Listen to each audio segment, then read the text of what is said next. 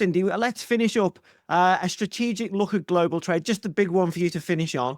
Does all this mean that the current US policy is putting a big full stop on the post-World War II trading system? Do you see this as a new dawn, a new era of trade and geopolitical relations?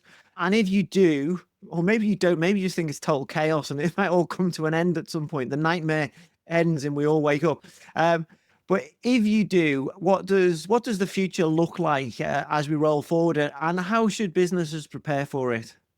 So I think, you're exactly right. It's all of those things. It's chaos. It's a change, a massive change in the way, trade works. But I think, we had post World War II free trade. Free trade was a big thing. GIs coming back from traveling the world saw a lot of opportunities in the world for global trade. And then post 9/11, we moved into a secure and fair trade area where there was much more emphasis on security, but still trade was important. It's facilitation. We want to have fair trade. And now what I see is just enforced trade and heavy compliance focus.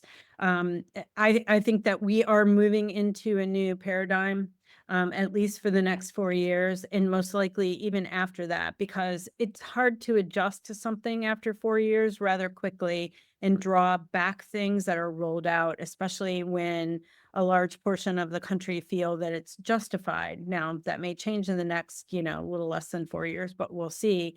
Um, Facilitation is not a welcome word right now in any administration discussion. So it's all about enforcement and compliance. So I think it's important for trade to understand, again, know your supply chain, know what your data is, know all the way back to the origin. There's lots of, technology companies that are perfecting this. Go talk to several and see what they can offer you.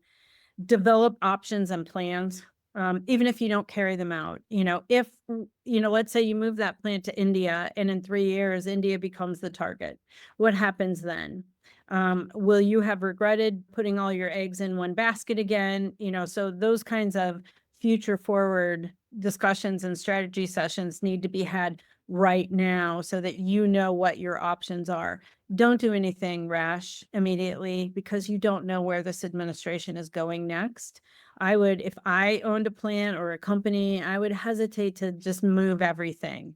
I would see how I could lower duty rates, lower my transportation costs in my current infrastructure, so that I can make those changes.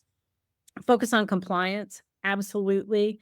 Everyone needs to be doing a risk assessment right now. You need to know where your liabilities are, what problems you have.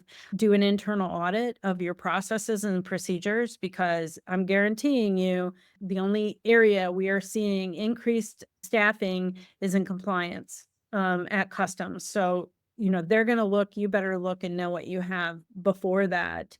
I've heard a lot of talk about, and I don't know if I subscribe to this or not, but I've heard a lot of talk about most of these changes are going to happen in the first year. They want to have the pain in the first year because if follow the news, you heard Musk and you heard the president refer to, we're going to have a period of pain, but then it's going to get better. The plan seems to be to roll out all of these big, impactful things in the first year. So things will normalize over the next 3 years. So that's why I'd give it a good year before people make massive changes, unless it makes sense for you and your company, anyway. So focus on compliance, get the data, and, stay calm. What is that?